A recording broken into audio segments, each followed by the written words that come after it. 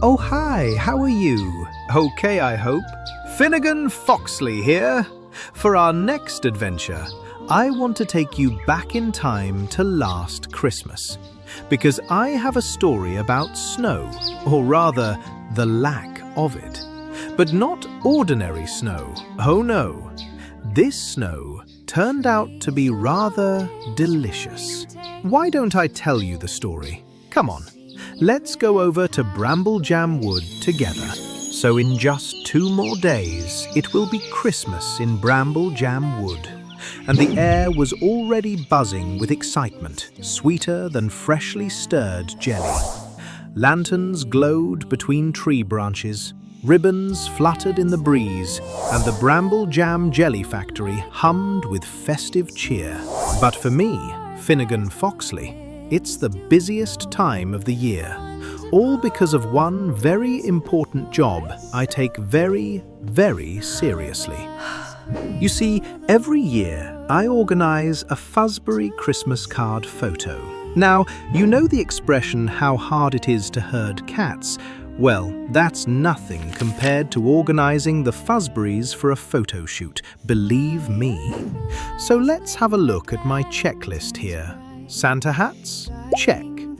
Fuzzberry name stickers? Check. Christmas tree and stockings? Check. We'll be using Wallace the Wizard's house for the shoot because he's got one of those cozy rooms with a log fireplace. Check. Snow on the trees outside the window to complete the Christmas look. Then as I look around, I realize, oh no, no snow. There's not a single snowflake in the sky. This is a disaster. How can we have a proper Fuzzberry Christmas photo without a beautiful snowy backdrop? I need to go see Wallace the Wizard.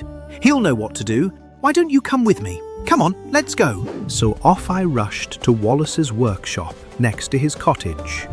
Wallace's workshop always smells of old books, cinnamon, and burnt toast. I knock, push the door open, and enter. And there he was. Wallace was dressed in his favourite purple coat with gold stars, surrounded by whirring gears, glowing orbs, and piles of old magical books stacked far too high. His pet owl, called Flap, is perched atop a high stack of books, watching with big, wise eyes. Ah, Finn, dear boy, a cup of tea for you, perhaps? Don't mind if I do. Tea set. 2 cups of cha, please. And just like that, the tea set springs to life. The teapot floats in the air and gracefully pours steaming hot tea into 2 cups waiting on the table. It's a neat trick, but I was too worried to be properly impressed. So, young Finnegan, what brings you to my workshop on this fine day? I have a problem with the Christmas photo shoot. And what might that be?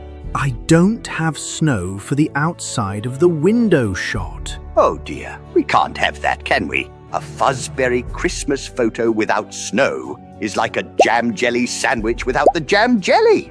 He stood up, dusted down his robes, and walked over to one of his tallest stacks of books. Ah, my wise friend, my book of weather.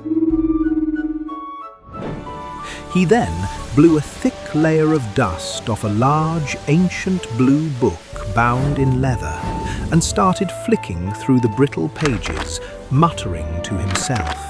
Now then, Q-R-S-S-N-O-W, snow! Oh dear, the Wizard Handbook is quite clear. Rule number 734, subsection B, no tinkering with the weather. It can cause all sorts of problems. Blizzards, for example, have places to be, not be put. And snow chooses where it lands, not be told where to land. All my careful planning, all for nothing. My tail drooped lower than it ever drooped before.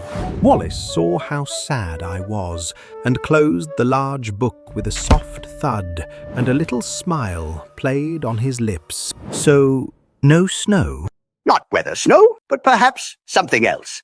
Something else? He had a mischievous twinkle in his eye. Just then, Flap, the owl who had been listening quietly, hooted, then spoke in his surprisingly clear voice. What about that old magic stardust machine you invented a few years ago? You could maybe convert it to make snow instead. What an excellent idea!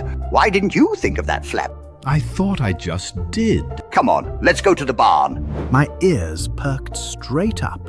I followed close behind, my hopes bubbling up again like one of Wallace's potions. We got to the barn and opened the large, dusty old doors with a creak to reveal a room full of forgotten inventions and magical mishaps.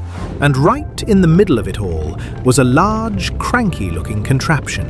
It looked like an old car, but it had a very large glass cannon sticking out of the top, from which a faint wisp of magic gold dust was still smoking.